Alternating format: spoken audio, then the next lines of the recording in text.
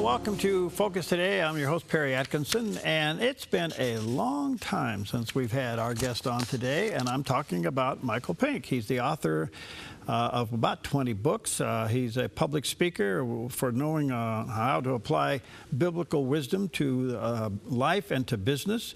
And his latest book is really a fascinating read. It's called Free as a Bird, Living Worry-Free in God's Abundance. And there's a picture of the cover of the book on the screen there. And he does have a website, michaelpink, Pink.com. And there's a picture of that landing page, michaelpink.com. Michael, my friend, how you doing, buddy? Hey, Perry. Long time no see. Yeah, gosh. Where are you? Where are we talking to you from? Well, I'm in North Carolina. My wife's sister passed away.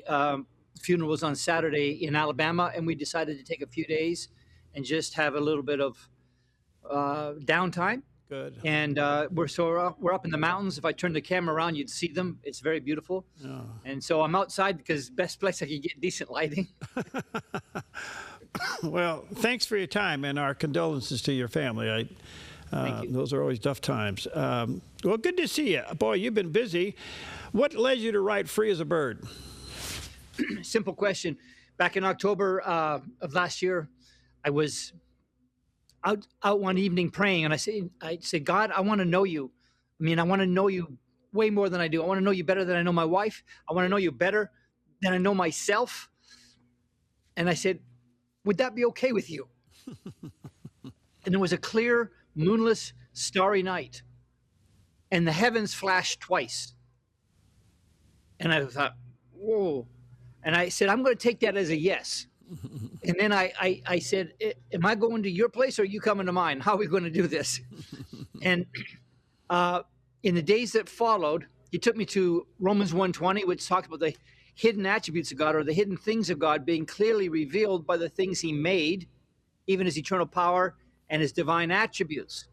So you can learn about his attributes by studying the things he made. Then I go into Matthew 6, and he addresses what today is, according to researchers in psychology and other fields, say is the number one concern that people carry, and that is provision.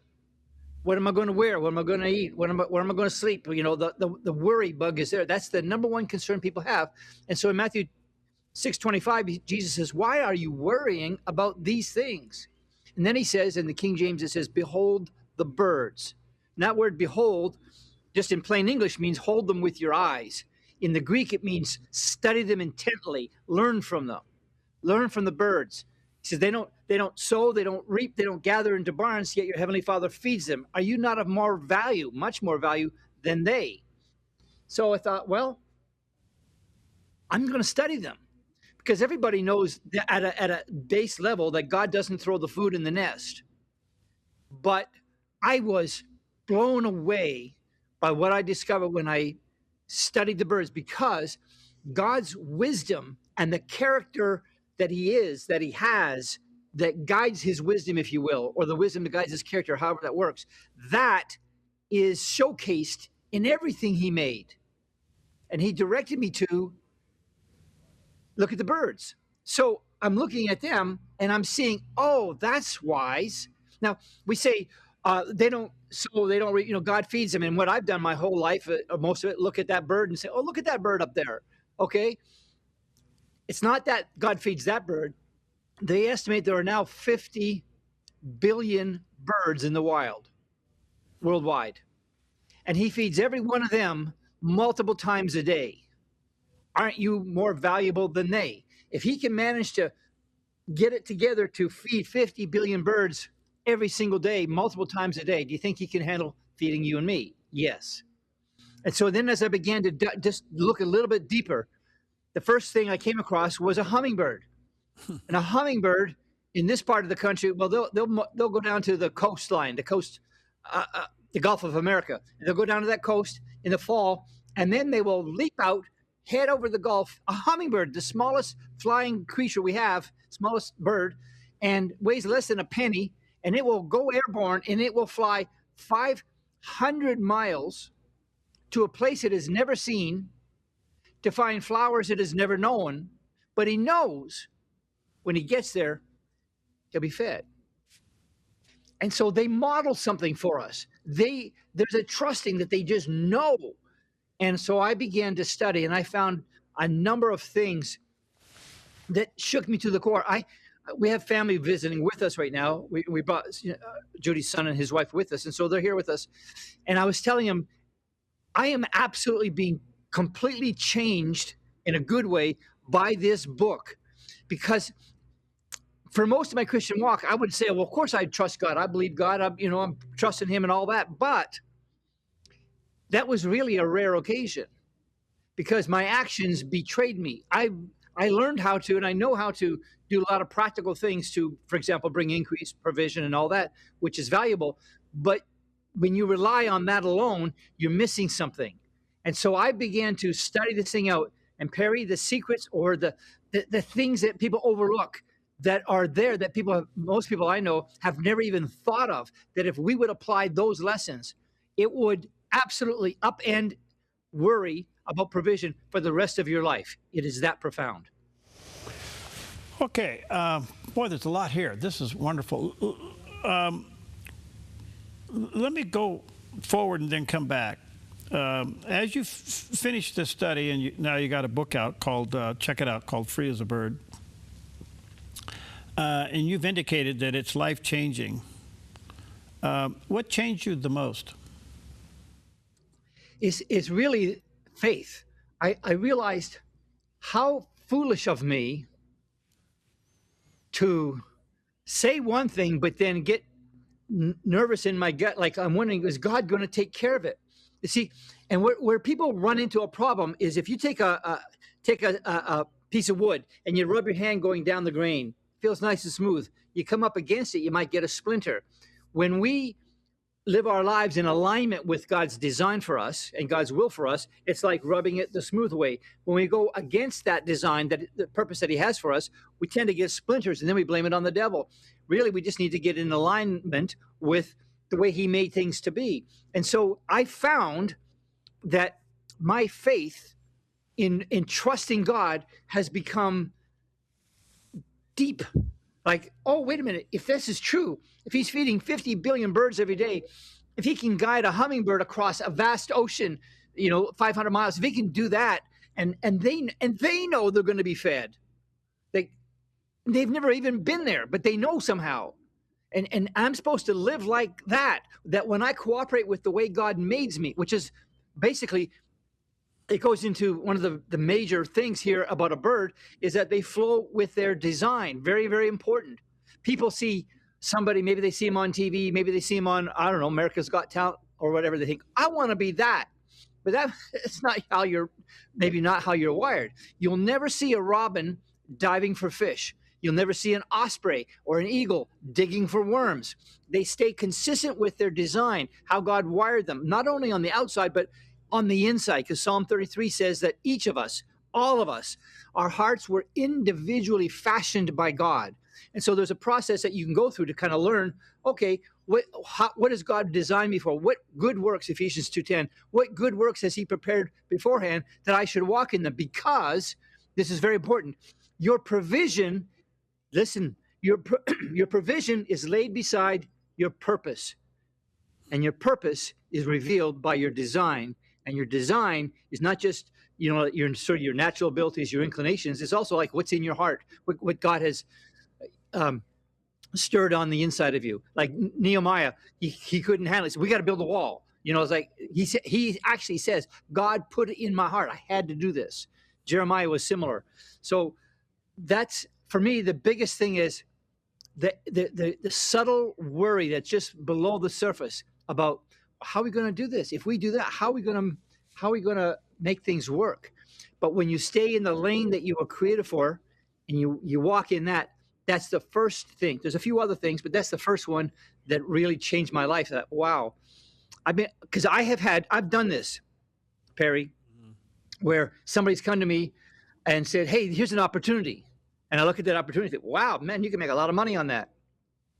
Okay, I think I'll try that. But it's not what I was wired for. It's not the lane that he prepared for me. And it ends up being nothing.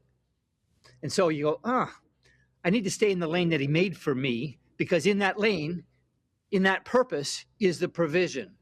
So that's really one of the things that has changed me.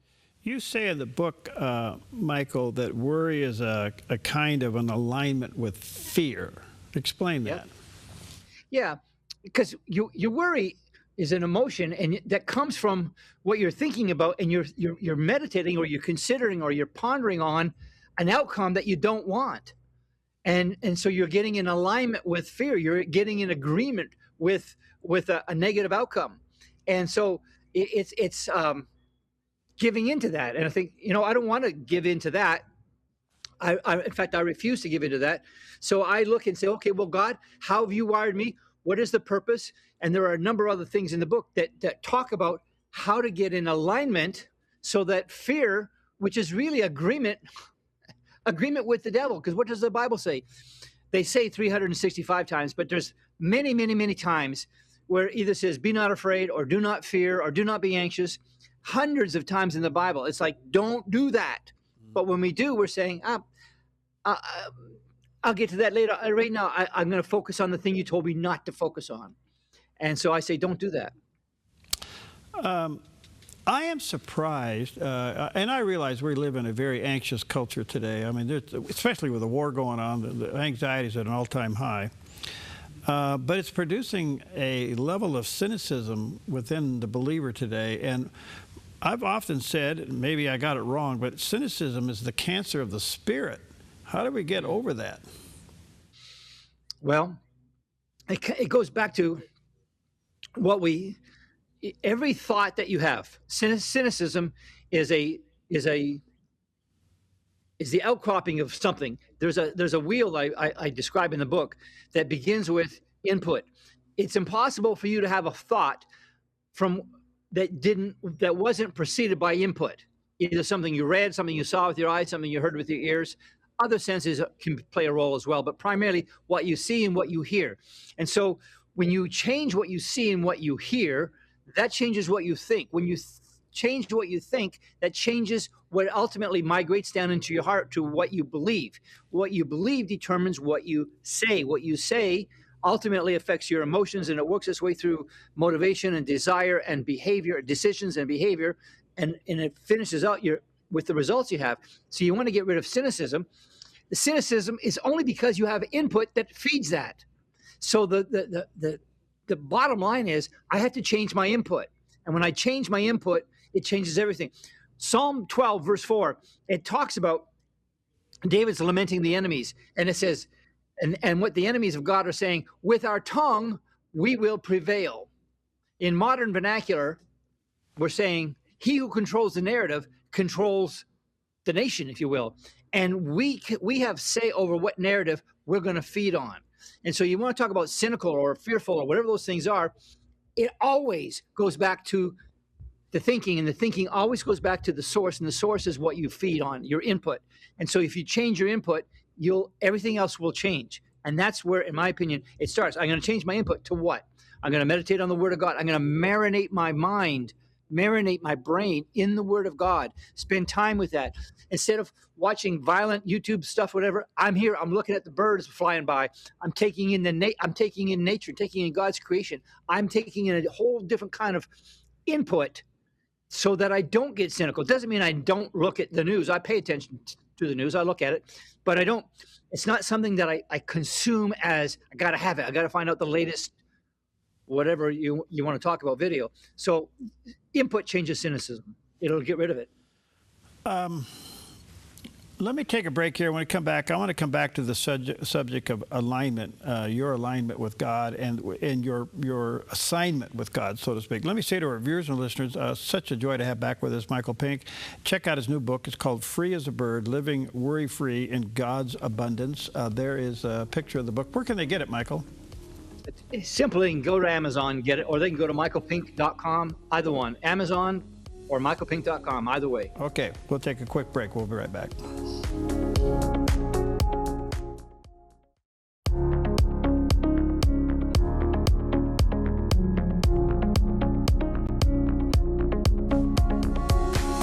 All right, welcome back. And it's such a joy and an honor to have back with us our good friend Michael Pink. He's the author and the speaker of, he's over 20 books, but his latest book is a must-get called Free as a Bird. And there it's a picture of the cover on the screen there. You can get it online or at his website, michaelpink.com.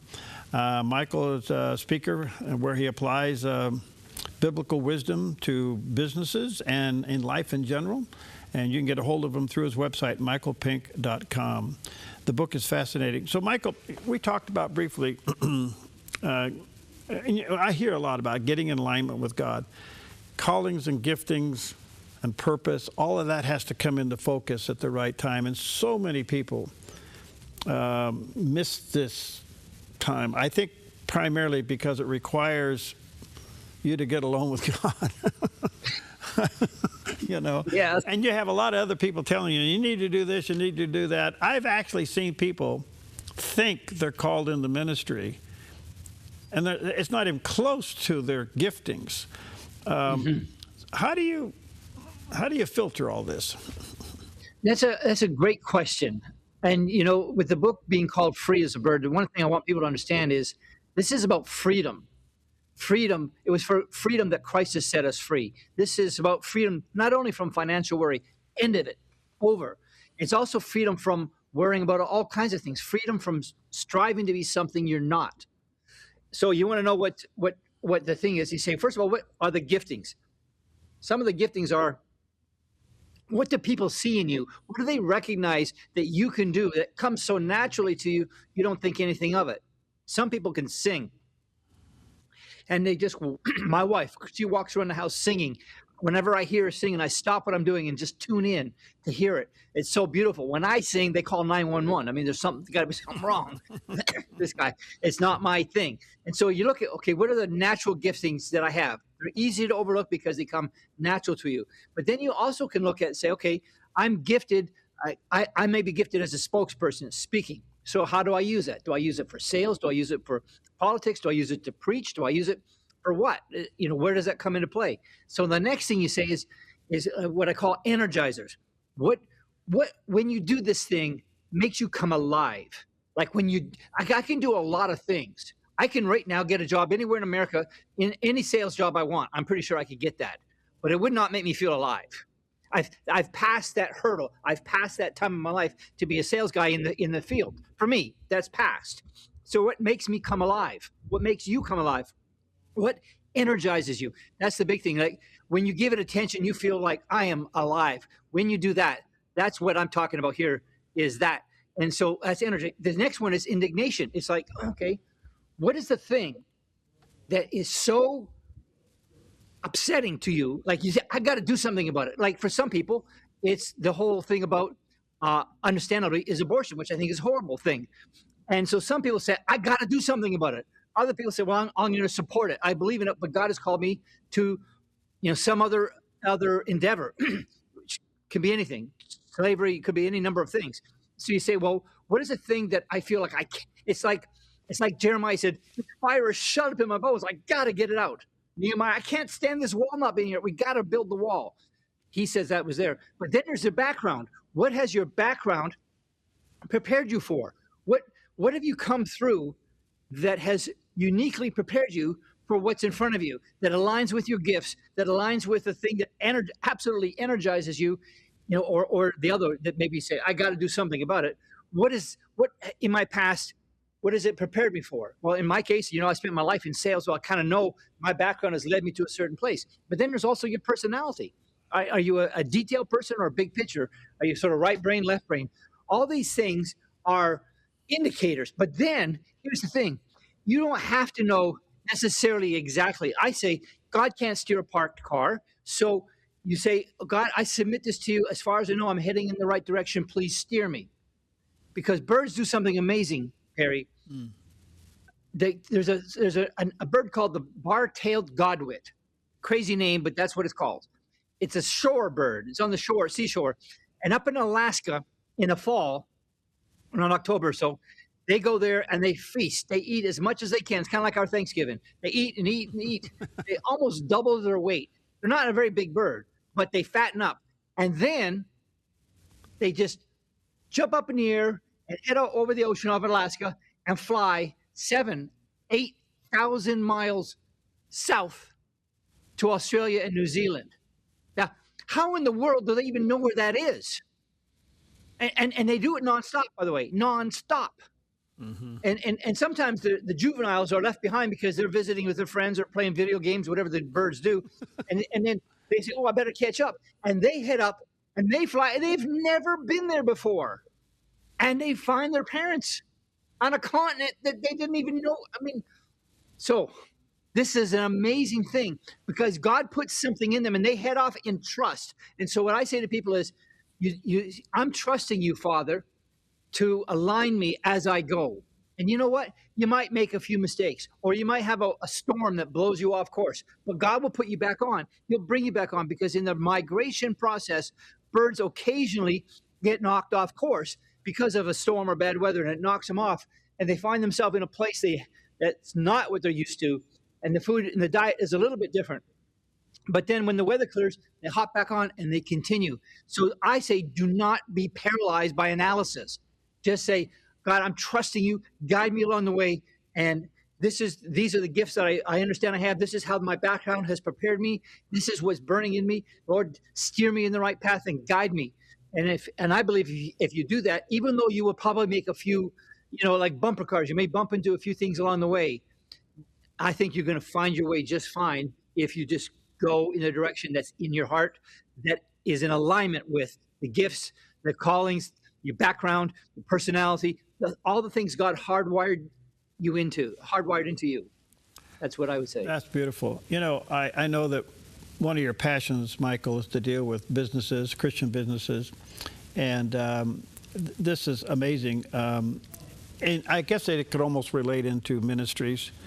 And I've often said that people who feel like God's calling them into a certain ministry or to start something, I said, okay, there's 3 things you're going to go through, and I'm going to tell you them in advance, so when you go through them, you're going to know that. That is the birth of the vision, mm-hmm.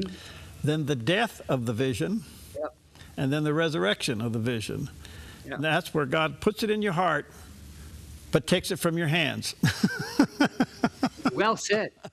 Well said. Let me add to this. When people are worried about, what if I start off and then the provision's not there? They have an issue. Here's something you should know. Birds do something every single day. We recognize a bird and say, oh, there's a bird. Well, when you see there's a bird, you're looking in the sky because birds are known to fly. They fly. That's what we recognize about them mostly. But they spend several times more hours in a day preparing themselves to fly. It's called preening, getting the feathers in alignment and doing certain things in order to fly. Well, if you want to do well in your thing, you need to spend a lot more time behind the scenes, preparing yourself, training yourself, learning and guiding. Birds do this. And then when it's time to go get some food, in the book, I've identified 13 strategies that I've observed that birds do to get their provision. They don't just say, well, I don't see anything. I mean, they're amazing what they do to get the provision, and God wired them that way. And I've applied those things to business with amazing and instantaneous results. And so it's a whole game changer when you learn, how do I learn from the bird? How do they forage? How do they exhibit, if you will, or exude faith? What do they do to prepare themselves for the task at hand? All those things they do. And so when they have this migration, you got to read the migration. You got to read, because the chapter on migration is 12 ways to know God's will. 12 ways God guides you. Learn from the birds. And that is a huge chapter. It's my favorite one. I save it to the end of the book. And birds are a beautiful, complex creature that God created for us to discover so that we would learn from God. This isn't like, oh, the bird's inherently smart necessarily. This is about God's wisdom encoded in there. Study them and you learn about him. And that's what this is all about, Perry. This is beautiful. Let me say again to the viewers and listeners, check out Michael's book. It's called Free as a Bird, Living Worry-Free in God's Abundance. And there's a picture of the cover of the book online at Amazon, or you can go to his website, michaelpink.com. Michael, one quick question before I let you go. It's good to see you again, friend. Thank you, Perry. What would you say to a person that's stuck in fear? Okay, good question.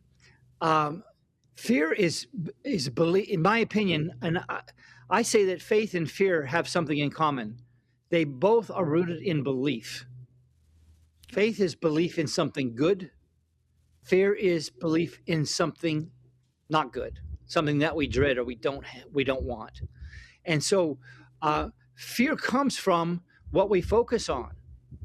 If I focus on all the things that could go wrong on a trip or a cross country trip or whatever, on a plane trip or some other thing, if I focus on those things, I'll live in fear. I don't. So I choose to say, you know what? The Bible says to fear not. Well, I can't just not fear. What I can do is believe or cast my glance towards something else, i.e. God, his word, his spirit, his instruction, something positive. Even in nature, well, if I'm studying them, all of a sudden my mind is preoccupied with good things, whatsoever things are good, whatsoever things are pure, honest report, praiseworthy. Philippians 4:8 talks about those things. If I think on those things, fear will disappear. Fear disappears in the presence of one of two things: either light, i.e. revelation. People were afraid to eat tomatoes back in the Middle Ages because they thought the aristocrats were dying after eating tomatoes, and they thought, okay, they must be poisoned. Turned out the tomatoes were on pewter plates, and it was the acid was leaching out the lead, and they were dying of lead poisoning. But they found that out because the peasants didn't get the memo, and they ate off of wooden plates, and so they weren't getting it. So fear, a lot of times, is gotten rid of in the presence of light or knowledge, or perfect love casts out fear. And so I'm going to, say I'm going to walk in the love of God because I know God loves me. I know his eye is on me. His eye is on the sparrow. His eye is definitely going to be on me. All right, check it out. Called Free as a Bird, Living Worry-Free in God's Abundance. There's a picture of the cover on the book, again, on the screen. And again, those listening on radio, go to michaelpink.com, or you can order his book online at Amazon. It's called Free as a Bird. Michael, good to see you, friend. Are you coming west anytime soon? Perry, I keep wanting to. It's a little bit of ways.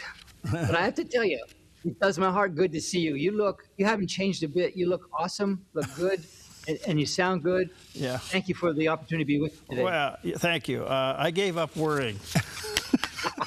Good for you. Yeah. God bless you, friend. Good to see you. Take care. My man. Okay. Bye.